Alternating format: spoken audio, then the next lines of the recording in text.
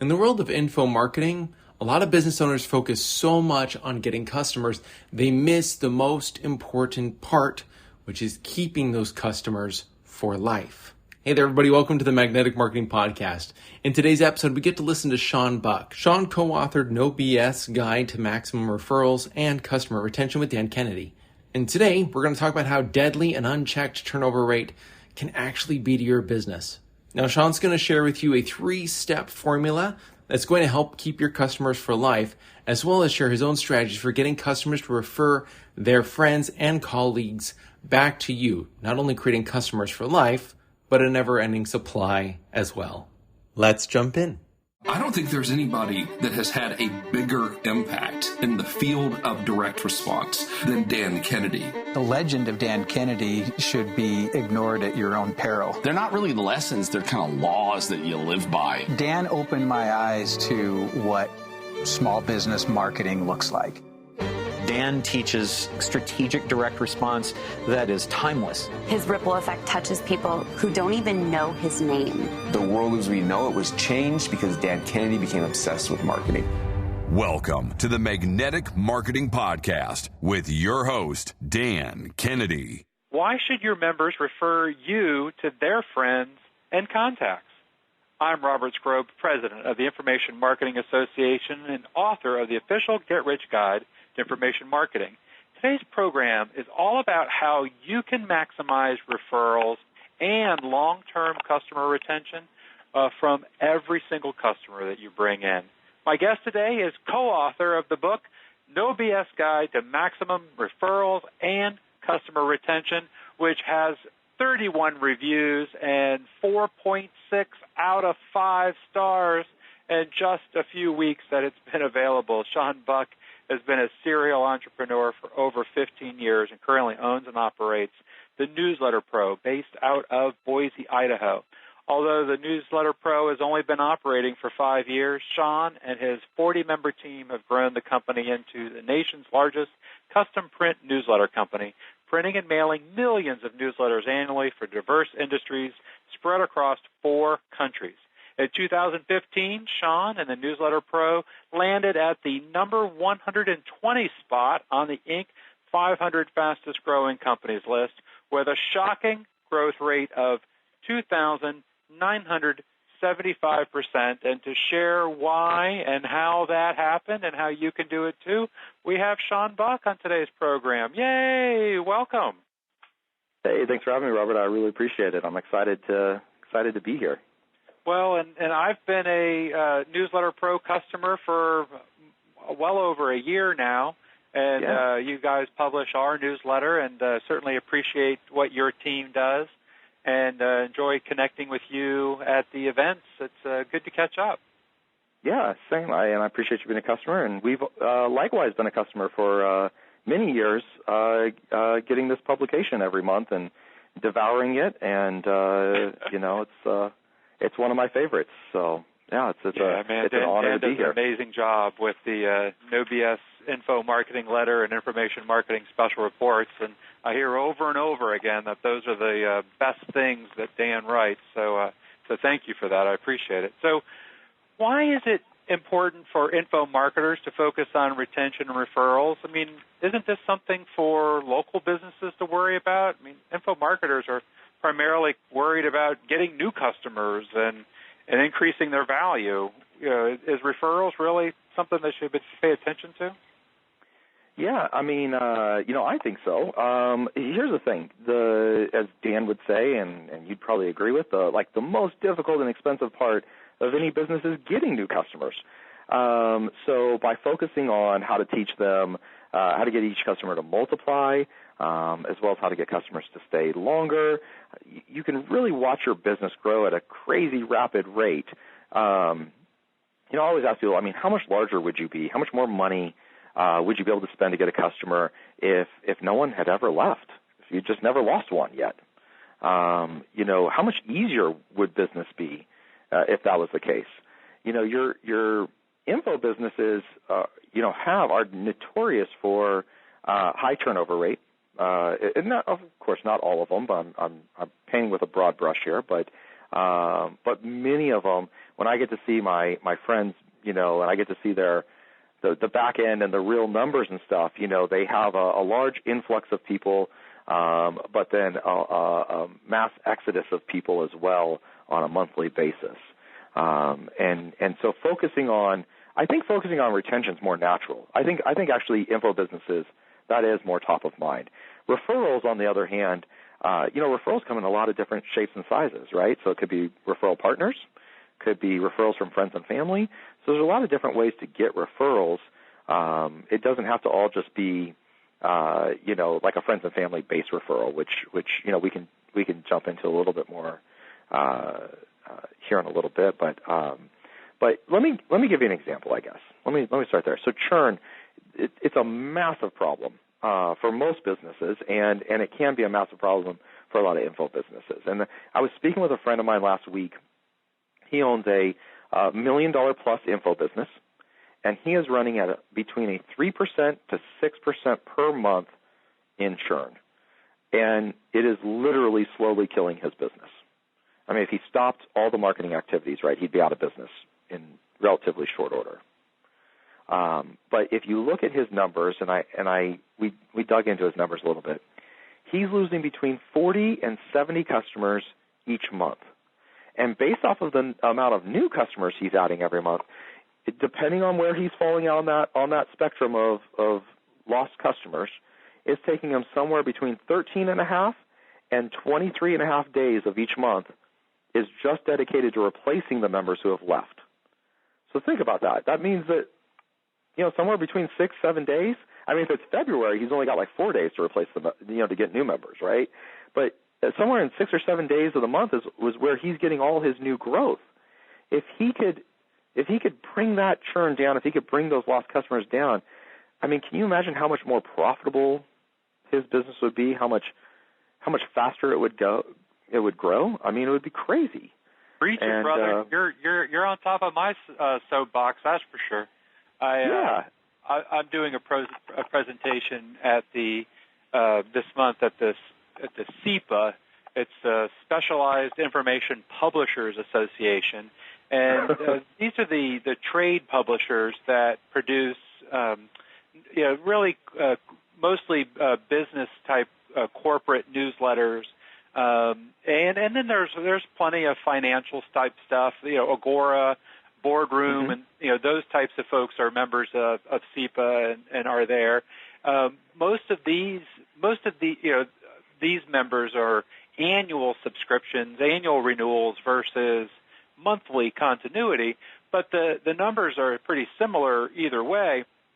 And I showed them what because it's kind of a natural subscription level based on the amount of churn and the number of new members that you're getting. So, I mean, if you have 1,000 new customers coming in every year, but you're only getting 70% of them to renew, well, then your membership level after a couple of years is going to be 3,333.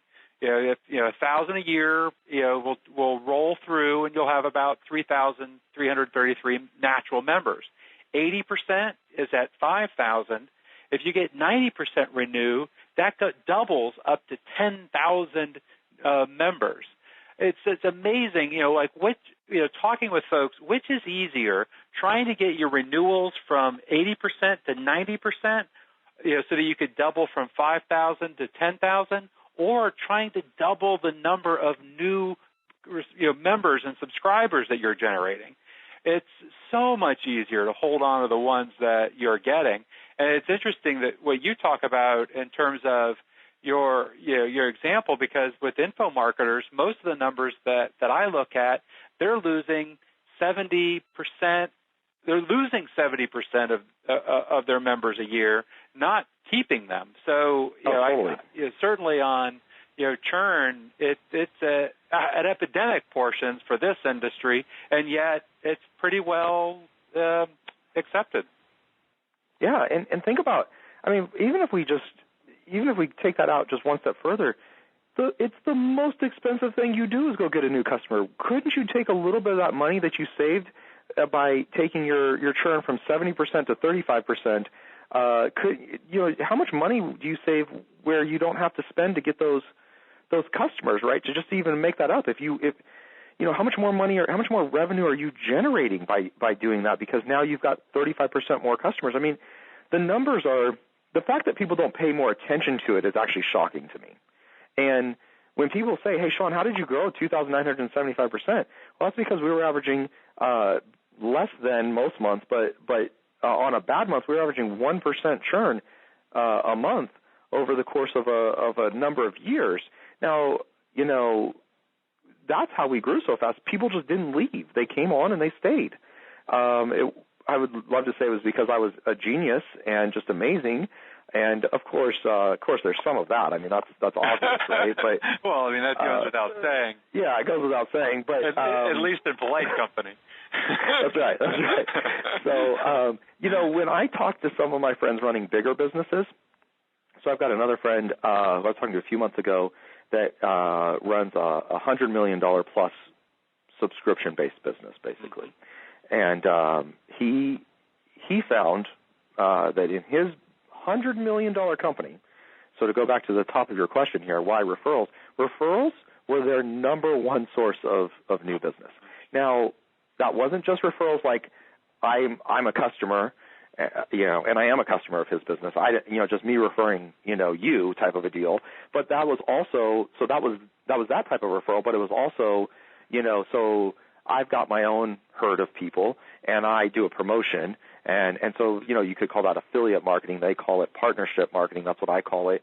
And I do promotion for you on a more regular basis. We kind of have a more long-term relationship worked out, not a one-and-done kind of affiliate promotion.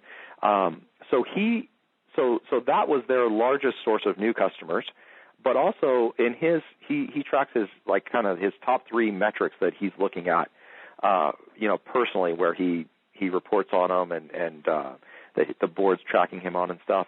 And churn is in those top three metrics every single month in, month out, quarter in, quarter out. But for most info businesses that aren't running at the boardroom reports level, that's not something they pay a lot of attention to. It's and they should. Well, and I'm going to meet with Agora Financial this month for that reason. They are really focused on renewals and want to improve that. And there's a $70 million revenue business, and getting this fixed, it could it's amazing looking at the numbers and the rates. It won't really take very much for them to double if they just hold on to a few more of the members and get them to renew in their program. So it's a terrific opportunity. One of the things I was curious about was this topic of referrals and getting your customers and members to refer other customers and members. Have you seen much of that with, I know you've been in the info marketing world for years. You've got a lot of folks that are clients. Do you see much of that, people creating those types of systems to help generate referrals from their existing members? No, I don't see enough of it, I should say. I mean, we do see it, but I find that the focus just tends to be simply on new. So the interest is in the next Facebook strategy to go out and get new customers, not the interest in how can I have, as Dan would say, every customer bring a friend. That isn't the interest. It's the next shiny object maybe, and they overlook it. One of our best promotions we ran in the way of generating new customers was a promotion where we were giving away an experience-based trip to Vegas and to drive a race car or a sports car like a Ferrari or Porsche, pick your car type of a thing, and we may not be, we wouldn't be considered your maybe traditional info business, but Dan, when we talked to him, he's like, no, you're an info business, just a different product, and we think of ourselves that way too. We sell a service, and and a slightly different product, but we use information marketing to sell our service and sell our product. And again, it's one of our better. Actually, without referrals, I mean, we'd be a fraction of the company that we are today. So I definitely want to talk about referrals and what, because I think that's a really missed opportunity and really one of the things that I want to make sure that we cover. But first, in your book, you mention a 3-step customer retention formula. Will you share what you teach to improve retention? Yeah. So it's shared interest plus shared space plus shared concern equals customer retention. So here's what I mean by this. So one of our largest clients, he's definitely a top five client of ours. Been with us for years, and it started with him reading, getting on our list some way, shape, or form, and he read the newsletter. And now, so people who know me and who get our newsletter will see that we have a section in there that I debated on putting in for a very long time, and it was called "Have You Heard the Good News?" because I'm a Christian guy, and so I decided that I was going to put this section in there. And so it's not really in your face, but I was like, I'm going to be me. I think this is appropriate for me and for my newsletter, and so I'm going to put that in there. Now, of course, that's not appropriate for everybody, right? But it is for me. And he stops me, and actually at a GKIC event, he stops me at a GKIC event and starts talking with me and says, "Hey, I enjoy your newsletter, and I got a question for you. And I see that you live in Idaho, and you have that good news. Are you a Christian or are you a Mormon?" And I said, "Oh, well, I said, "Well, I'm a Christian," and I get that a lot. Like, I mean, I live in Idaho. I have 5 kids. Like, so a lot of people think I'm Mormon, and so okay. And we just chat about it. He's a Christian too, so we just chat about our, shared interest, right? And then we'd also had some shared space because he was getting my newsletter. My newsletter was in his world, right? Mm-hmm. And so we went through this, and he didn't do business with me right then and there. But a few months later, he calls me up, and that is where we started to do business. We started this relationship, and it started small, and it's grown, and now this gentleman and his companies spend a very significant amount of money with us and send out tens of thousands of newsletters a month with us. And it all starts in that shared interest section. Now, your shared, there's a lot of people who have a shared interest. Dan would be another, Dan, we all have some shared interest with him, and he talks about this, right? So the shared interest could be almost anything.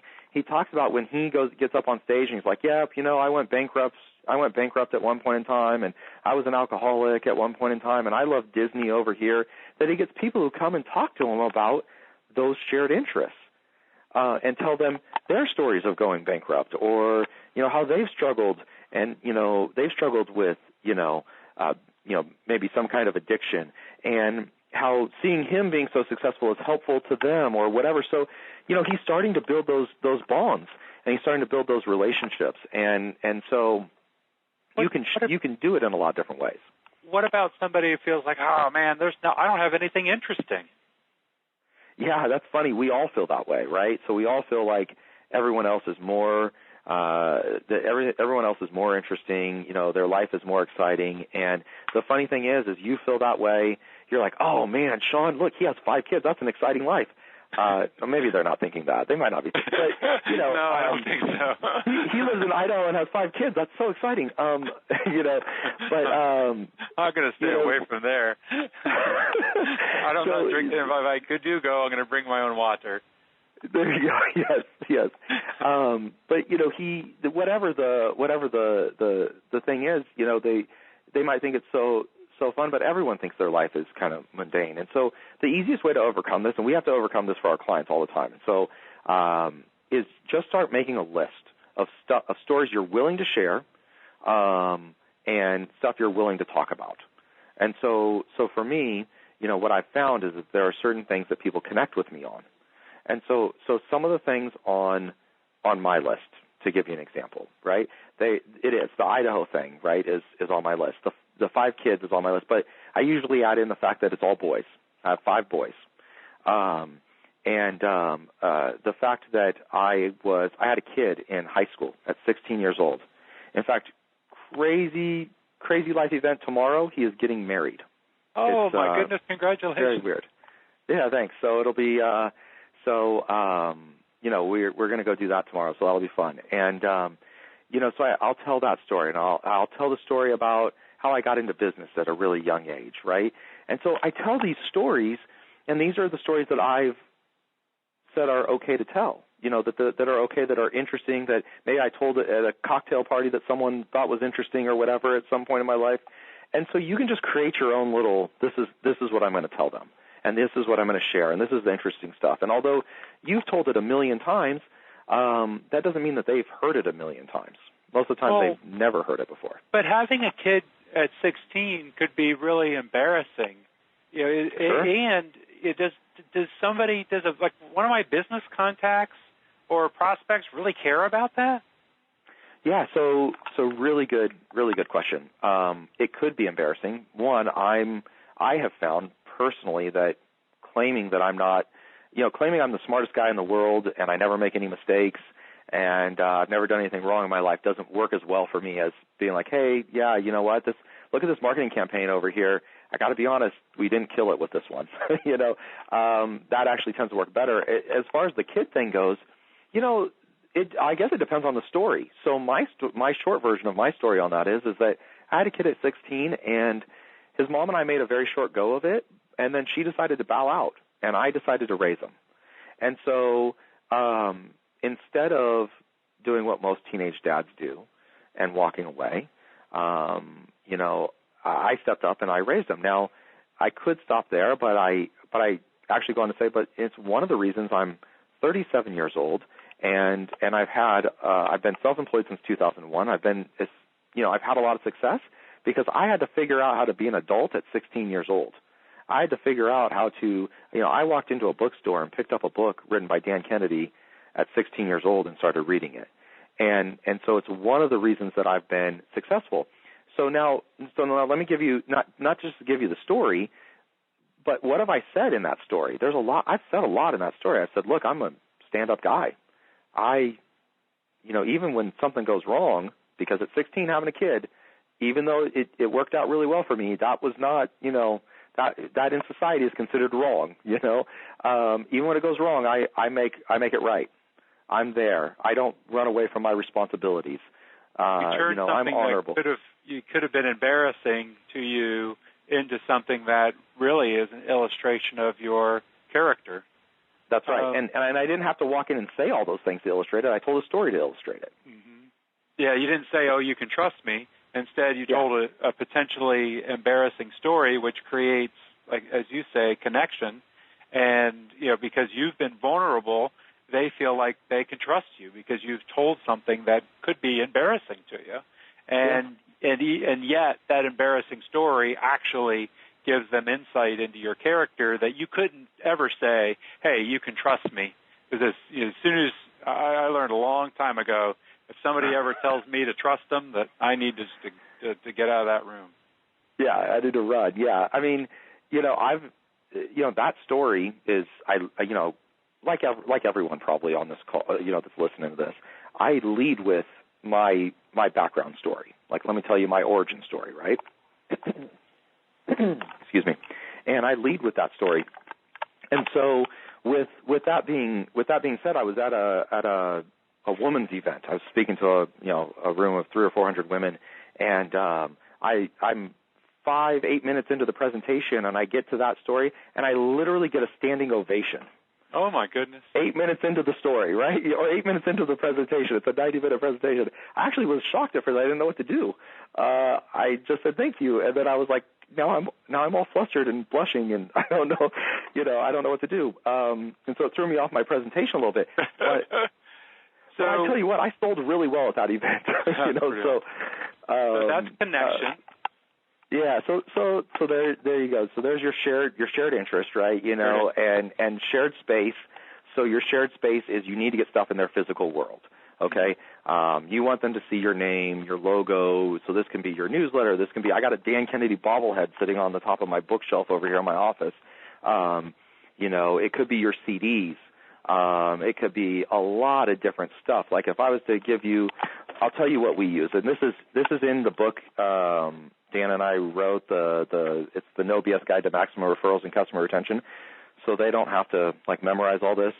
31 reviews on Amazon. There you go, 31 reviews. They can find it on page 46. But it's so it's 12 times a year they get monthly newsletter. They get a non-sales email from us at least 52 times a year. We have a plaque that hangs on their wall that we send them once. We have a framed first edition of their newsletter we send them with some of our branding on it once. 12 audio CDs a year, typically at least 4 gifts. Logoed water bottles, mugs, that kind of stuff that comes a couple times a year.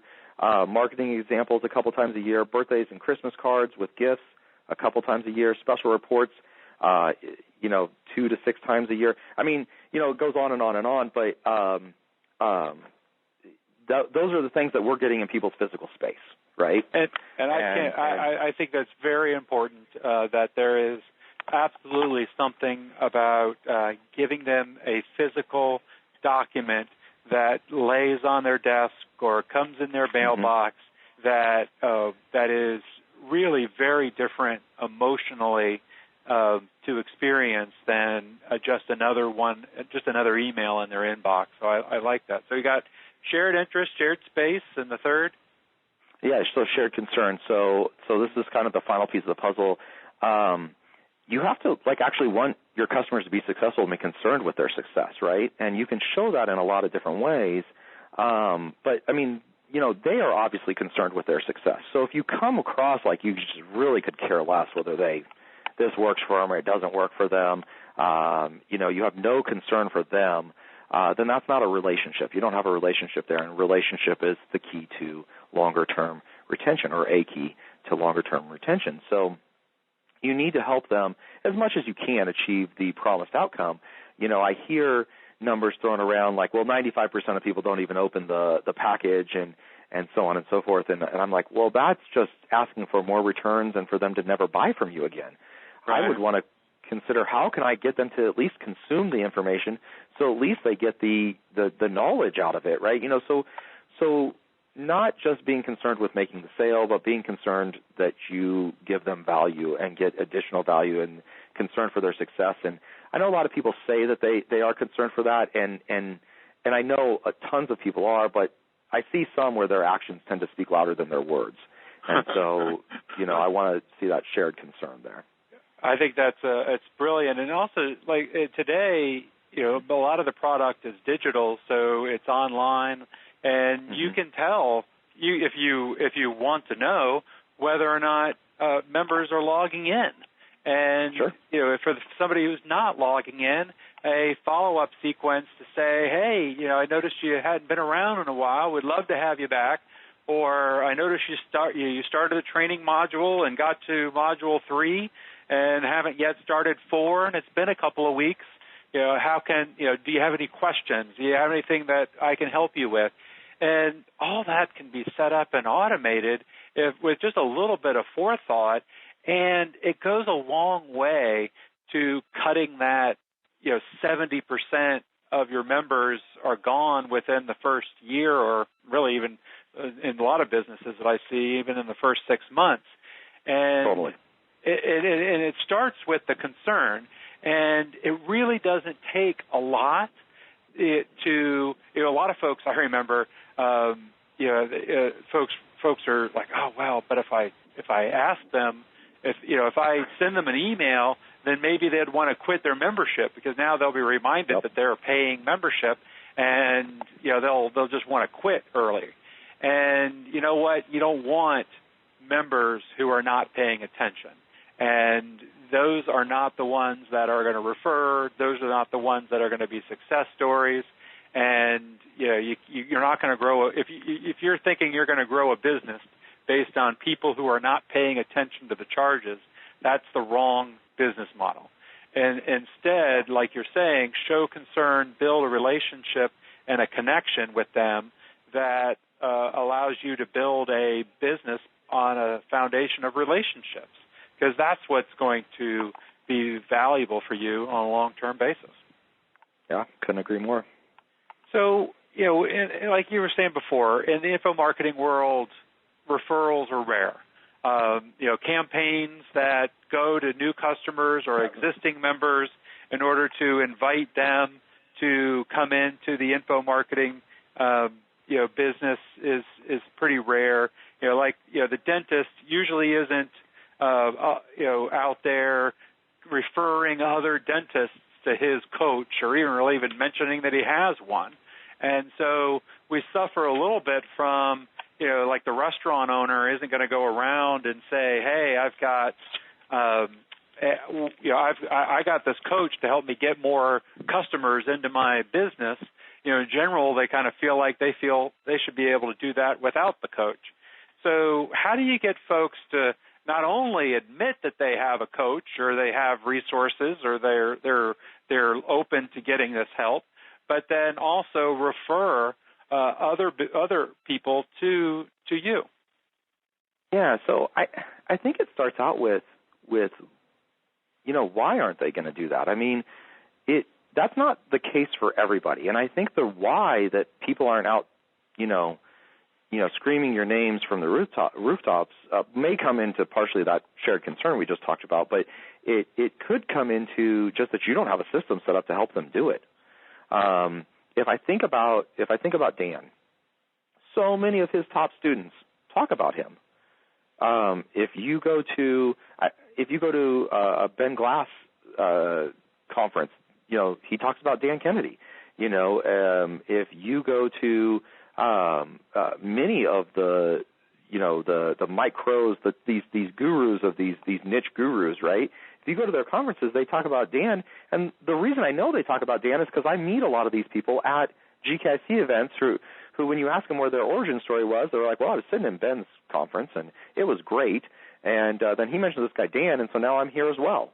And so they do talk about him, and talking about like dentists who have coach, for example, Jay Geyer is the largest kind of coach consultant in the dental niche. For people who don't know who he is, information marketing business, does like, I don't know, I want to say it was, last time I heard, I want to say it's 50 million. So he'd be worth like checking out what the guy's doing, right? And he consults with Dan a couple times a year. And so I was at one of his conferences about 18 months ago, and, he brought many dozens of people. So, 50, 60, 70 people up on stage. It was a lot of people at the conference to thank them for referring other doctors to him. And what happened was they didn't refer the guy down the street, but they referred the guy the next state over, the next city over, 2 counties over, whatever the case may be. In fact, the doctor I was with at this conference did refer 2 people, both in different cities, but in our area. And that's how those 2 people ended up at this conference. So he brought dozens of people up. At the end, he brought one guy back up. And over roughly a 4-year period, I can't remember, maybe it was 5 years even, this doctor had referred over 25 other doctors who became clients to Jay. Now, becoming a client's like a 6-figure investment, so this doctor had helped Jay make a lot of money. But, anyone can get referrals, but it has to be a priority, basically. You have to set up the system. It's not just going to happen because you, have the most awesome membership site in the world. You have to set your customers up with an ability to refer. How are they going to get the word out? Because we've all done this where we're like, hey, you should go see my accountant. He's awesome. And then that's it, right? Because there's no lead capture mechanism. There's no follow-up system. Maybe the guy totally wants to go see my accountant. Maybe the business owner I'm referring. But, I said it at a cocktail party, and that was the end of it. It never went anything more because the next step was call the guy and make an appointment. Well, that's scary. I don't want to go do that, right? So I think it's just more that there's not a system is why they don't see more referrals. There's not recognition. I've been trying to get a couple of companies that I've talked to about setting up, maybe give VIP status to the people if they give a certain number of referrals. Yeah, I know you can sell VIP status, but wouldn't it be better to get 10 referrals and someone earns VIP status, or something along those lines at some of their events? So I guess it really just I don't think that they can't get them. I just think they don't have a system and they don't make it a priority to go get them. Well, what sort of systems would you, if you were consulting with somebody like a Jay Geyer and they brought you in to create a referral system, what are the types of things that you would recommend to create in order for an info marketer to generate a steady stream of referrals from their customers? Yeah, so here's the best part. It's basically the same systems you have now, just with minor tweaks, right? So I would use information. That's where I would start. So the step of my accountant, wouldn't it be a lot simpler if my accountant had the 18 overlooked tax deductions that $1 million plus businesses are missing out and costing them a small fortune, free report that I could tell my buddy to go download instead of him having to make an appointment. And then making sure I'm communicating that message out enough to my existing customers that, hey, this is available, giving them means and opportunity to make that referral. So, see, here's the thing. That's the same.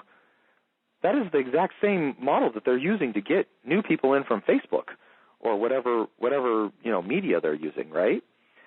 It's just setting it up with referrals and understanding where you're going to target the message for referrals is to your existing members and your existing customers. You're just not necessarily out targeting it this particular funnel, and this particular message isn't going out to the masses. It may even be the same lead magnet, possibly. Well, it was pretty interesting.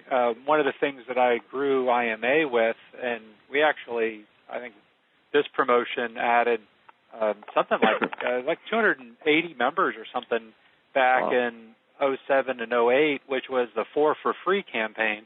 And it was promotion out to existing members saying, hey, with your affiliate commission of $25 a month, if you get 4 new members, your membership is paid for. And so, we it was just as simple as giving members this encouragement. And I can tell you, probably only 4 or 5% did anything. A few of them actually got a steady stream of checks for a few years, and many got their membership for free because they had affiliates paying their dues, or people they had referred in those commissions were making their dues free. So it's having just the process of asking, like you're saying, and being creative around this. It's really not that hard. It's not. Let me give you one example, like in the info business. So this is trying to drive like butts into a room to take coaching, right? So some people on the call might be familiar with Dan Sullivan and his organization, and so he's a coach to business owners, right? And so I was at an event of Dan's a few months back, and they passed out a new book that was written by Dan, and they gave it to everyone in attendance as a free gift. Now, there were about 60 people roughly in the room, and these were all primaries. There were no guests in this event, so everyone who was sitting in that room was paid to be there. And, of course, everyone clapped. Yay, free gift. Everyone's excited. New book. Great. Okay, the next thing they did right after passing out the book is they passed out a referral form.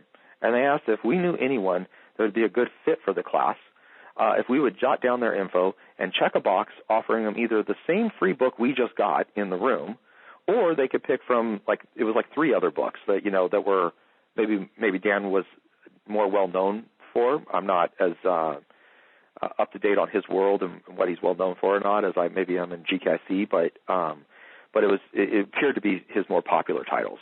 And they were going to send that book as a gift from us to the person we referred. Now, they put parameters around who would make a good referral for them, right? They would send it to them as a gift, and then as well some information on this particular class. And Now, there was space for 2 names. They were asking for 1. There was space for 2. And the guy who was doing the presentation made this comment that he had never gotten more than 53 referrals out of a single class before, and that the actual record for anybody in the Dan Sullivan organization was 65 referrals. And since there were 60 of us, he wanted to know if not only all of us could at least give 1, but if some of us could give 2 so that he could beat the record of 65 referrals. Now, I'm guessing that was completely scripted, and that they do that on every class, right? Well, that's Zig Ziglar's shoe shine guy with the $100 tip story. But yes, how the shoe shine guy tells about the time he got the $100 tip, and now everybody is that's sitting in that chair getting their shoes signed. If they were thinking about giving 5, now they're thinking about giving 10, and if they thought about giving 10, now they're thinking about giving 20, and every now and then someone might match that $100 tip. Who knows? But that's right. That's right. That is Dan Sullivan is applying that principle.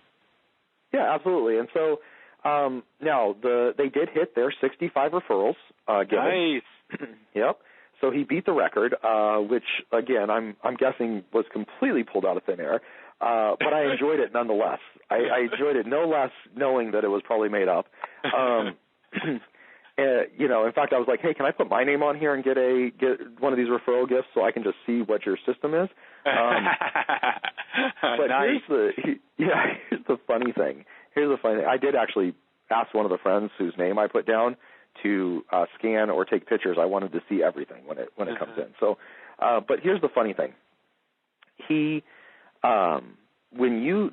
give you this little, who's who in the class before you start, and under it, they start this ahead of time, right? Under the who's who in the class is who they were referred by into the class. Now, there were 60 of us in there, like I said, give or take. There was only one person who did not have a referral source under his name on this directory. So I'm guessing this tactic's working out well for them. Now, there was a couple, more than a couple of people. There was maybe 9 people who had Joe Polish's name under them. So Joe is a big, obviously, referral partner for them. But nonetheless, there was almost everyone there had been referred by somebody, including Joe me. Talked I was about referred them on the podcast and everything else. So but yes, that's very interesting, and it's something that could be done by anybody. If you're having a conference and you have people in a room, or you're on a teleseminar or a webinar and you've got people in the room, and you offer something of value, and then invite the folks that are on there in order to invite other people that they know that may be able to benefit from to have that thing of value, and it could be a terrific opportunity. Yeah, absolutely. So the other thing you get into, which is near and dear to my heart, is partnering with associations in order to generate referrals. Well, tell folks about that. So, I think associations are one of the most probably overlooked opportunities out there, just in general. But associations, and these associations can be like a dental association, right? So, or it could be just someone who, it could be one of these info marketers, right? It could be someone listening to this call who has a herd of people similar to GKIC or IMA or Ben Glass or whomever it may be, right? But when you're working with these associations, forming these long-term strategic partnerships with them, if I'm looking to, well, let me ask you which strategy you want. Do you want the strategy where I'm looking to form relationships with them, or how they should go out, how an association should go out and get more referrals? Which strategy would you prefer? How an info marketer can use an association in order to get customers for them. More customers. Okay, so I am talking to the expert on this right now, so I'll do my best. I've done at least 2 full-day seminars on this for folks' coaching groups, where they bring me in to teach their coaching groups this stuff. So, and just in the last 6 months. So yes, but no, please, go ahead. All right, no pressure. So no, it's what I like to do with them is I like to form. It's just a relationship-based partnership. So we start with typically some kind of small buy with them to start the relationship. Now, I make sure that whatever I'm doing with them goes amazingly well. Even if it doesn't go amazingly well on my end, in the sense that I didn't get as many leads or it didn't work as well as I wanted to, as far as they're concerned, it was the most amazing thing we've done in a long time. And I start the conversation. I keep the conversation going. I will many times send them, out of the blue, something that might be of interest to them based off of what they do. Hey, I saw this book. I thought of you guys. And then I kind of build into I build into trying to develop a actually like year-long strategy with them where they're promoting us as a preferred vendor, preferred partner, possibly even speaking opportunities at their events, certain number of emails or direct mail blasts out or both, space on their website, articles in their newsletter, or articles on their blog, with soft call to actions back to my lead magnets. That is the 30,000-foot view of what we do to build those partnerships. We make them strategic, long-term. They can be very expensive, depending on who you're talking to. They don't always have to be, but they, sometimes some of these big guys want big bucks for this stuff. But there are also guys who are, the Idaho Dental Association is going to want way less money than the California Dental Association is going to want for a similar partnership. And so there are ways to kind of stair-step up in these partnerships as your business grows. But partners are our number, and associations even are some of our best new leads and new customers come from those. And I there was a info marketer who has a group of attorneys in his coaching program, and had me in to teach the attorneys how to partner and work with associations in order to generate clients. And most of them were able to work with this. It's been now a few months, and most of them were able to create deals with associations that didn't cost them any money. Wow! And it's not necessarily going after the big national guys, because these were, in this case, it was attorneys, and they were only looking for folks in the, certainly within their state. Sure. And probably really within more of a regional. So they were working with smaller organizations that, to have somebody come and provide content was excellent. And here in this case, the Specialized Information Publishers Association, I decided I wanted to, do some of the membership retention topics and things in that industry. I went ahead and joined the association back in November. I was featured and sent an article to all their members in January. I've participated on their member forum and answered a couple of questions and had some of the some $25 million, some $40 million companies where I'm having conversations doing work for them based on a reply to a message board post. The last thing before I let you go, Sean, is I know that your onboarding process is really unique. I know in the info marketing world, a lot of time, we're gearing all of our fulfillment for efficiency, and we love digital products where all we got to ship to them is an email with their user ID and password access to site. What does your onboarding process look like? You've got less than 1% churn every month with customers leaving. That's pretty darn good. What do you do to onboard your members in a way that they stay? Yeah, so I'll walk you through that process. And I will tell you, when we started to get bigger and we didn't have our onboarding process got a little fuzzy, our churn kicked up for about 6 months before I kind of realized what it was. I couldn't figure it out until I realized that basically the onboarding had gone bad. So a very simple, quick way to decrease churn is to have improve the onboarding process. And so what happened, what we do, first thing we do is we send them a welcome box or a wow package and they get it. It comes with all sorts of fun goodies and treats in it, as well as a little bit of information about, making a great decision, thanking them, that kind of a thing, right? We set up a welcome call, which is basically an onboarding call, where we're going to get general information from them, contacts, logos, company info, that kind of stuff. We will also, if they're going for the full onboarding call at the same time as the welcome call, they'll get introduced to our systems, identify their campaign goals. We educate them on psychology behind the newsletter, the structure, why our way works. We identify demographics. Communicate with them about preference and design. That call's so the welcome call may be only 10 minutes, but if it's a welcome and an onboarding call, it can easily be an hour-long call. We then set them up through the process of getting their actual product created, so making sure they're having success. We found that if we don't get them going right away, like literally even waiting days to get them started and scheduled for their onboarding call and their first interview with us to start writing their content and stuff, can be the difference between someone canceling, wanting to get canceled in the first month or wanting to continue on. Sometimes, like when we sign them up, onboarding starts before they actually return the agreement to us. So onboarding starts, if we were to sign you up right now, I'd be like, hey, Robert, you know what? I know you want to get that newsletter out really quickly, so here's what I'm going to do. I'm going to send you all the paperwork.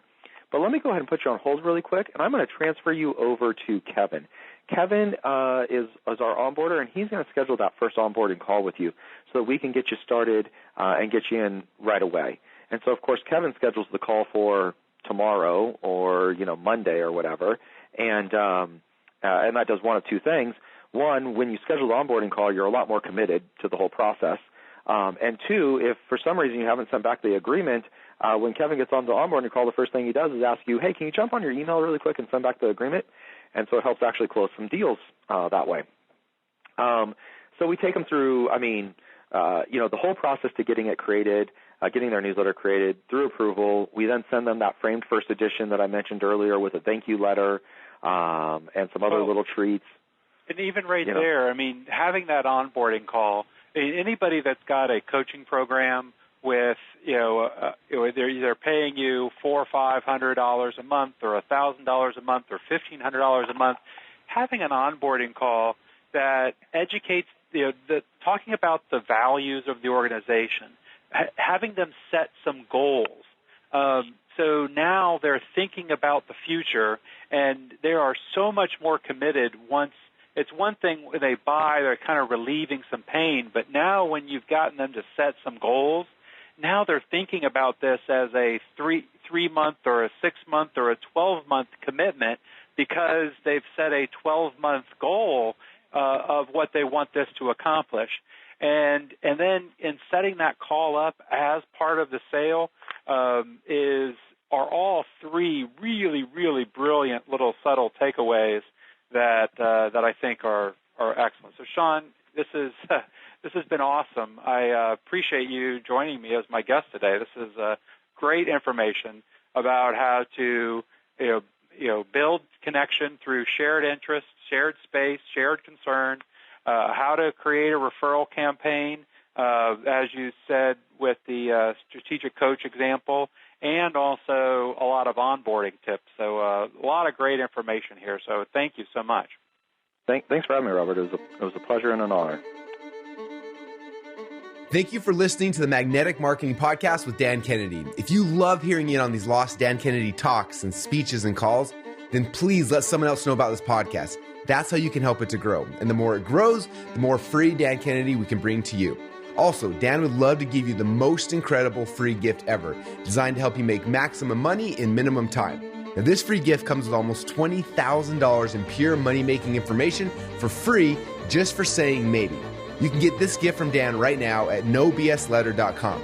Not only will you get the $20,000 gift, you're also going to get a subscription to 2 marketing newsletters that will be hand-delivered by the mailman to your mailbox each and every month. One from Dan Kennedy and one from me, Russell Brunson. To get this gift and your subscription, go to nobsletter.com right now.